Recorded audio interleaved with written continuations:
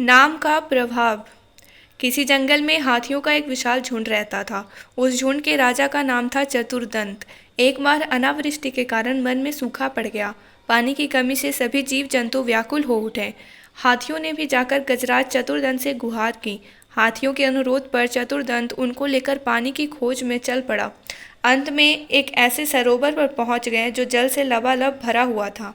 उस सरोवर के आसपास की गीली मिट्टी में सैकड़ों छोटे छोटे खरगोश बिल बनाकर रहते थे। हाथियों ने एक साथ सरोवर में बैठकर जल क्रीड़ा की, खूब नहाए, भरपेट पानी पिया, तब गए। उनके पांवों के नीचे अनेक खरगोश तो कुचलकर मारे गए और बहुत से घायल हो गए। तब सब खरगोशों ने मिलकर इस समस्या के निदान के लिए विचार विमर्श किया।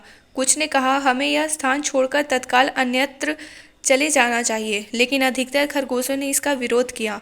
उनके पिता पितामह इसी धरती पर रहते थे, अब अपनी धरती छोड़कर कहीं और कैसे चले जाएं?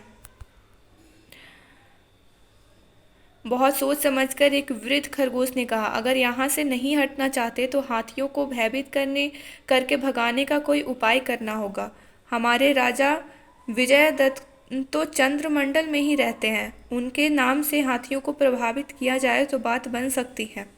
सबने बड़ी देर तक विचार करने के बाद अपने ही समूह के लंबकर्ण खरगोश को चुना। वह बड़ा ही समझदार और वाक्पटु था। खरगोशों ने उसे ही राजदूत बनाकर गजराज से बात करने के लिए भेजा। लंबकर्ण जाकर उसी रास्ते में खड़ा हो गया जिससे होकर हाथी सरोवर की ओर आते थे। ऊपर से हाथियों का दल दिखाई पड़ रहा था। लंबकर्ण उसी शिखर पर खड़ा हो गया होकर जोर से बोला, अरे दुष्टो, यह सरोवर तो चंद्रमा देवता का है, तुम यहाँ कैसे चले आए? यहाँ से शीघ्र ही भाग जाओ। चतुर्दंत ने चकित होकर पूछा, तू कौन है? लंबकर्ण ने कहा, हमारे स्वामी भगवान चंद्रदेव ने मुझे दूत बनाकर तुम्हारे पास भेजा है। मैं चंद्रलोक में ही रहता हूँ, मेरा नाम लंबकर्ण है।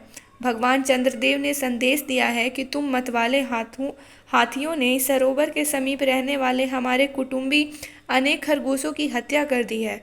यदि तुम अपनी जान बचाना चाहते हो तो तत्काल यह क्षेत्र छोड़कर भाग जाओ और इस सरोवर पर तो किसी भी कारण से आने का साहस मत करना।